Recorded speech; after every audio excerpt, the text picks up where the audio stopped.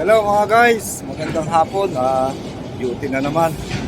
So samahan niyo ulit ako. So may share ako sa inyo mga guys, lalo na sa mga nag-aaral pa lang at doon sa mga hindi pa nakakasakay. I-share ko lang sa inyo mga guys na ngayong gabi ay may naka-schedule na masama raw panahon dito sa puerto namin dito sa Weihai, China. So guys, ganito, pagka ganito masama ang panahon, so na maaga pa lang, nagpe-prepare na kami. So isi-share ko lang sa inyo mga guys. Yan, doble na ang mga lobid namin para in case na lumakas man talaga yung hangin o alon dito, kahit pa paano nagre-ready kami. So ito guys, ang spring namin dito sa Proa, dalawa na. Lahat ginamit na namin ng mga winch namin dito. May mga, ayan, lahat yan gamit yan mga guys. Ayan, ang may spare din kami na naka-bits. So pati yung aming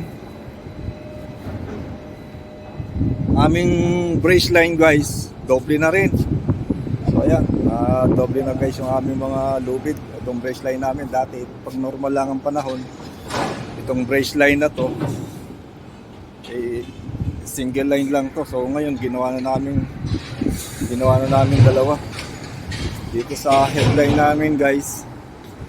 Ito headline namin, ginawa na rin namin tatlo. So yan, kahit pa paano na nag-prepare kami guys sa aming mga lubid. So itong headline namin tatlo na guys. Ganito lang, pagka medyo masama ang panahon, kailangan mag-ready rin. Sana lang samahan din natin ng dasal, sana maging okay at walang maging problema sa amin dito. Ganito guys ang pagbabarko, laging may kasamang dasal. Ayan guys ang headline namin. So tatlo na rin. Saka guys, mamaya pag ito'y talagang sasama ang panahon, alagaan na lang namin ito sa grasa itong mga lubid na to. Ayan guys, so lahat ng lubid namin guys, gamit na.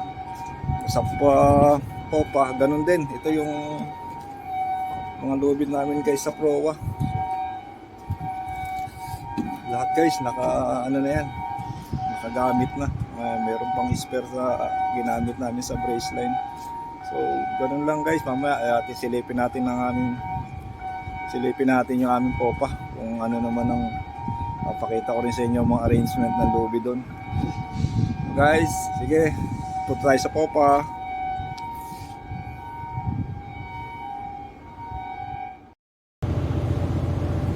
Guys, punta tayo sa popa. Ito naman yung ating silipin ng mga mooring namin dito. So guys, dito sa popa, ganun din. Master line namin, tatlo na. So yan guys, tatlong master line namin. So lahat din ng winch namin dito, buti na lang dito maraming winch kami ginagamit sa mooring namin. Ang mooring namin dito, windlass namin may bali 5, kaya hindi gaanong mahirap. So guys, ang master line namin, so tatlo.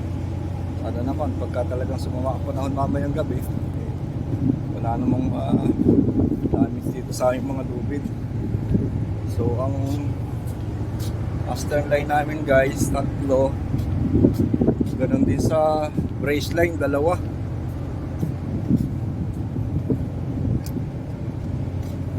Ayan guys, dalawa yung aming brace line. Sakaling pigil sa pagbuka ng barko. So yan guys, ang mga prepare na lubid namin, ang spring namin dito sa popa ay isa lang naman yung in-order ni Talo. Ang popa namin, isa lang yung spring na ikinabit namin. So yun lang naman kasi order ni Talo. So guys, mamaya share ko lang ulit.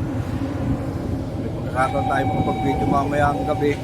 Ulit naman yung start ng sama ng panahon. Sana lang samahan din natin ang dasal na wala namang maging problema sa amin dito. Sige guys, ganun lang. Ito yung mga prepare na arrangement ng lubid namin. Okay guys, see you next video. share ko lang mga guys kung ano yung mga actual na nangyayari dito sa Barton para yung mga hindi pa nakakasakay ng barko magkaroon ng idea lalo pagka ganito masama ng panahon. Ganun guys, mamayang gabi pag talagang medyo ano na, mahalo na, magagrasa naman tayo ng mga mooring natin. Ito, may inumpisahan na akong grasahan.